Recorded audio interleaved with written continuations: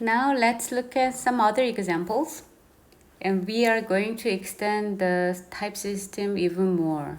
So during this second part of today's lecture, we are gonna look at more examples that do not cause a runtime error, but the type system rejects the code and we extend the type system. That's gonna be the pattern for today. Let's look at this example. Again, this is a function call. Argument expression is a record expression. How many fields does it have? This record expression has only one field. And the value of that field is another record expression. Record value. So again, this expression constructs a record value with one field whose value is another record value with two fields. Okay, and this function expression expects a record with only one field whose value is a record. Oh, so far so good, right? And this x has that record value and another function call in the body, and the function expects a record with only one field. Oh, so far so good. And the value of that field is a record. But even though the actual argument is a record value with two fields, this one expects only one field. Does the expression cause a runtime error? No, because even though it has two fields, one of them is labeled B, and this one again expects a record with a field, at least one field labeled B. Do you see it? It looks a bit complex, but not really. There are just two layers, that's it. Do you see that? Do you see the layer? We have this one level of function call, and in the body of this function expression, we have another function call. And this record value has only one field whose value is a record. In the function body, we know that x is a record with one field, and we know that field has a record type, but they have different type. But we know that the single field A has a record value with field named P. So it does not throw an error at runtime, but it is not well typed. Why? Because we require that, do you remember the rule? We require that they have the same types. Then what do you think we need to do to accept this code? How would you fix this problem? It's a really good trial for you to be understanding what we are expecting you to do. In other words, in the final exam, we may have these kind of a bit new situation and give you some set of typing rules and ask you to extend or fix the type system to allow this code. How would you allow that? How would you change the typing rules that I already gave you to allow this? The typing rules that I gave you until now do not allow this code, right? They reject this code, but we'd like to allow that because it does not throw a runtime error. This is a revised rule. When we have n fields, a record with n fields, another record with n fields, and those n fields are named exactly the same. So we have two records with the same number of fields, and the fields are named in the same way, right? But their types are different. But the good thing is that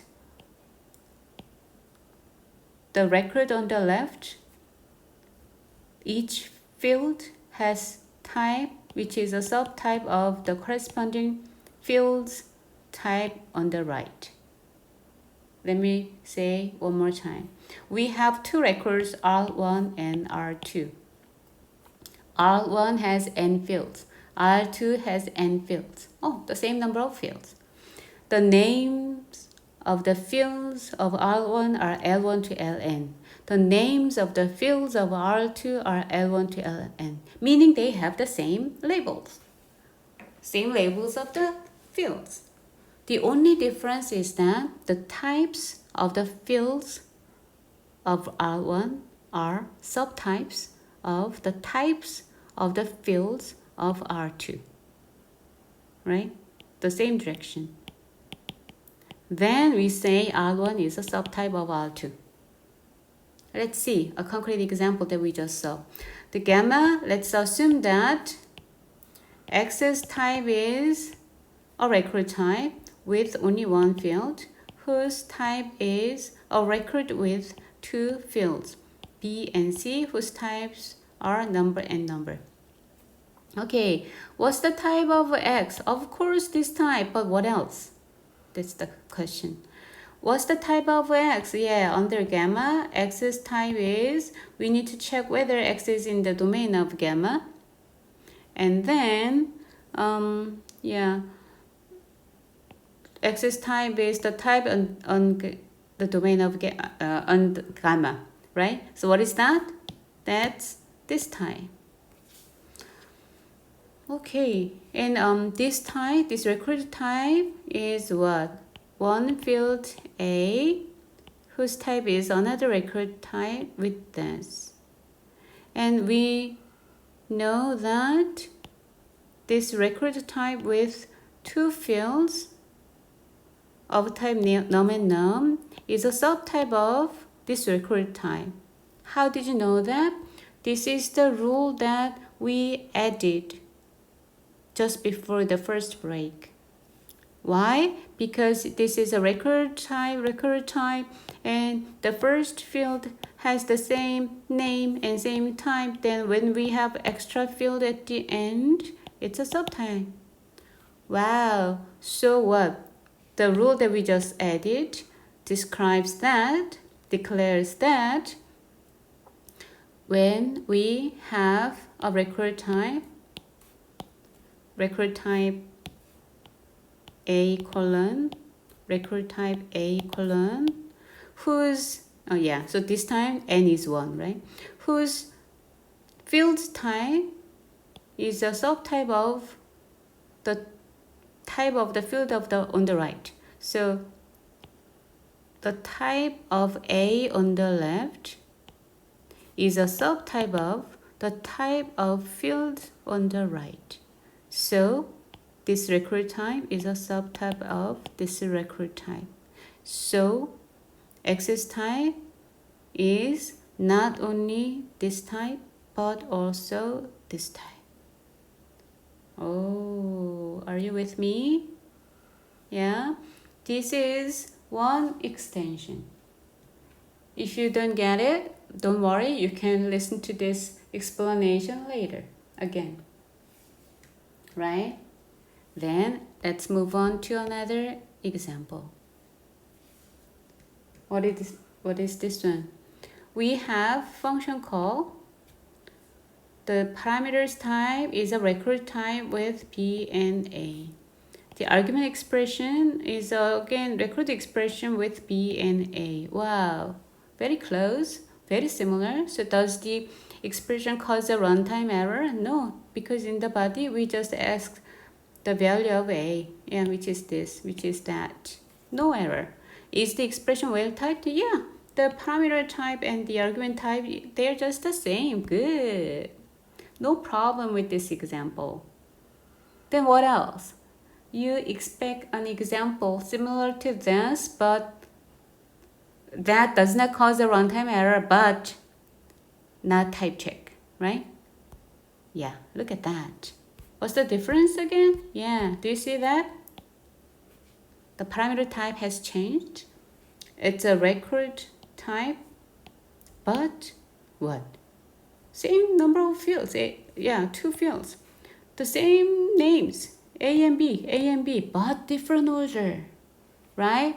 For some students, the rules that I introduced in the first break, before the first break, may bother you because when we had this subtyping rule between records, we only added the new field at the end, right? Remember, L1 to Ln, they are just the same, and we added a new field only at the end.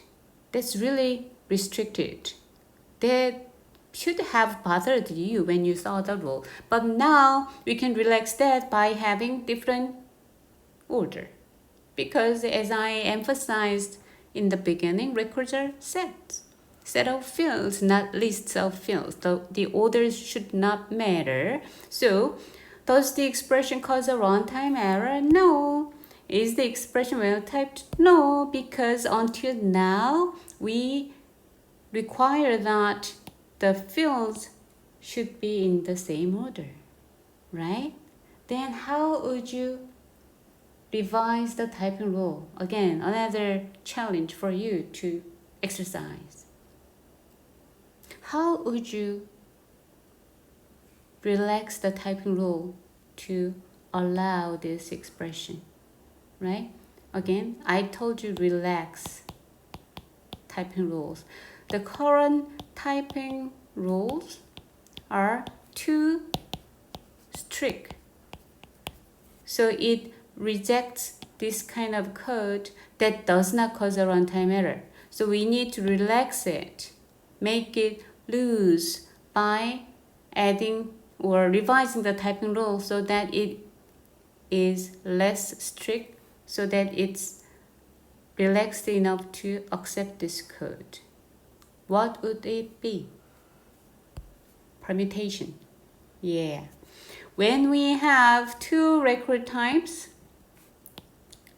again, the same number of fields, right? But label names are all, they are in different order, different names. Tau 1 and Tau n, they're all different. But what we are saying is that this record type and this record type, this is a permutation of another, meaning that all those fields L1 of type Tau 1 to the Ln to Tau m, they are here, just in different order. That's permutation, right? Yeah. So let's try to type check this expression. What's that? Under the empty type environment, this is a record expression. Yeah, record expression, and it has 2 fields, B and A. Then we'd like to type check this. Yeah, that's the beginning. That's the most basic thing. When we have this record expression, what did we do? We had to type check those sub-expressions. So we type check 2 and 1. We got 2 numbers. Now it's a record type with B and A of type num and num. Okay? That's good. And what's next? You know what? The order may not be a good thingy because A may want to come before B. So I don't like to have different order. I like to sort the field names alphabetically. So this record type is a permutation of this record type. So it's a subtype of that. That's good. Then what can we do? Oh, you know what? This record type is a subtype of that. That's why we can add new fields only at the end, because we have this permutation thing. So back to this expression, it's a subtype of a record type with only 1 field, A of type num. This is how we can apply this rule to write down a type derivation of this expression. Okay, another quiz then. If 0, okay, that's 0, so then it's gonna return this. First branch will return that. Does the expression cause a runtime error? No, if it's 0, 0, so the value is gonna be this record value. Is the expression well typed? Yes, luckily, because what? This type and this type has some relation. Some type is, one of those two types is a subtype of the other, right? And because of that, this expression can have a single type. Can you type check this expression? You should be able to do it yourself. So we lined up these examples carefully so that you can extend the knowledge of subtyping incrementally. And then there are some exercises in the journey to the end of today's lecture so that you can do it yourself to see whether you are following the material. Let me repeat what I just said in Korean and move on. The subtype polymorphism, parametric polymorphism 둘 다 되게 중요한 건데 잘 따라오고 계신지 보려고 요 do it yourself 중간중간에 넣었어요. 이거는 피알사 보드에 물어봐봤자 조교가 가르쳐주지 않을 거예요. 왜? 직접 해보라고 한 거는 가르쳐주지 말라고 그랬으니까. 여러분이 해보세요. 이 정도는 할 수 있어야 프로젝트 3는 사실 subtype polymorphism 안 나오지만 이 정도는 해야 기말고사 시험 볼 때 문제 풀 수 있을 거예요. 잘 따라와 보세요. 그래서 이 수업에서 계속 이렇게 조금씩 확장하고 있는 거예요. Let's see what's the next extension with subtyping. Another quiz. If 0, 0, yeah, it's always return this one. If 0, then return 1, otherwise return this record value. Does the expression cause a runtime error? No. Is the expression well typed? No. Because as I told you multiple times during this semester, when we have this conditional expression, until now, our languages are so primitive, so limited, they are not powerful enough so that we require that the true branch and false branch should have the same type. Right? Yeah. So one has num type. The first branch has record type. And we are saying, yeah, these two have different types, so it's ill-typed. But again, it does not throw an error. Then we'd like to allow this. We may want to allow this. How? By making them the same type. How? By having some super type of them and give them this type. Do you see that? Yeah? We can say one's type is num, but also some type. This record expression has this record type, but this is another, this is a subtype of another big type. And they are just the same. Then two branches have the same type. What? Top type. That's the top type. We can extend the type language to have not only num and arrow, but also what? Not only num, not only arrow, not only record, but top. Top is like object in Java, any in Scala, like that. Top of the type hierarchy. Top is a type including any value as its member. Right? Ooh, so top is a super type of any type. Any type is a subtype of top. So anything can have type top. So when we have this conditional expression, we check that 0 is a number type, 1 is a number type, but in order to make this expression well typed, we use this subtyping relation. Num is a top type, then 1 is a top type. Yeah. Again, this record expression, we check this record expression. Yeah, in order to check the record expression, we need to check the field type. And this is a record type. But Any type is a subtype of top type. So true branch, false branch, they both have top type, right? They both have top type. So the type of this whole expression is top. Do you like it? Yeah. So the top type is like what? Wow, this is a function expression that expects anything and returns anything. And this is what? Parametric polymorphism saying this is an identity function, right? And its type is this for alpha. Both functions are identity functions for any value. Are there any differences? What do you think? How are they different? What is top type? Is it good for what? Yeah? You think about it. I will give you some hints, right? This is already a function expression and it can just be called with some argument, whatever argument, because that everything is top. This is not yet a function value. In order to use this, we need to instantiate that with some specific type, like int. Then it's going to be int to int, not any to any. This one loses any information about the parameter. Everything is top, meaning that you cannot do anything interesting in the body because you don't know what it is. It's just anything.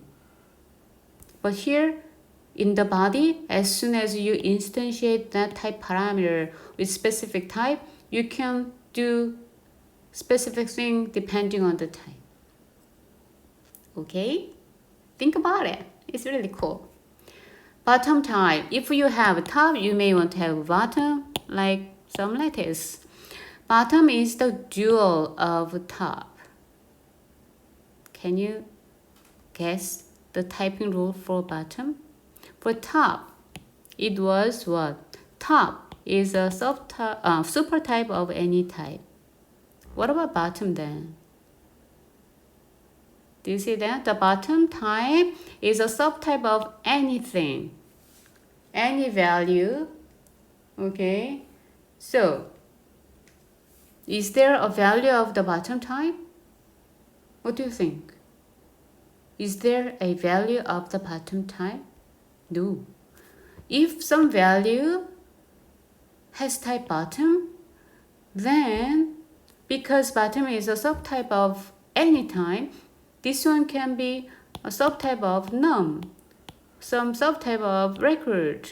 So the value can be both num, but record, and some arrow type, meaning nothing, right? It cannot be anything. So where can we use the bottom type then? Because no value can have bottom type. Throwing an exception. When an exception is thrown, we cannot give it a type except bottom. And the return type of a continuation. Isn't it cool, right? Okay, with that, we're gonna take the second break for today and we're gonna come back for the last part of subtype polymorphism.